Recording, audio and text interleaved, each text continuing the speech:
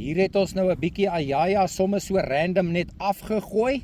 En nou kan jy sien, mense praat altyd veral by die spesie van 'n mousetrap, maar die gedagte van die meeste ouens is verkeerd.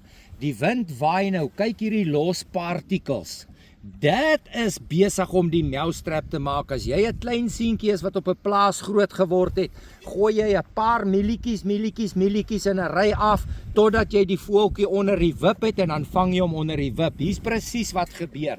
Hierdie los partikels gaan op, dit gaan saam in die wind af 30, 40, 50 meter. Die karp kom by daai spesifieke los partikels, hy volg die spoor tot hier by die bol, waar die gros van kos is wat hy kan eet, en dan eet hy gulsig, want jy het hom ons nou uitgehonger na hierdie toe, en daar in daai kolletjie lê jou aas wat hy dan nou vinnig gaan optel. So die hele proses moet sin maak, andersins is dit net 'n gimmick of 'n brand oriëntering wat vir jou niks beteken nie. Jy moet wil vis vang.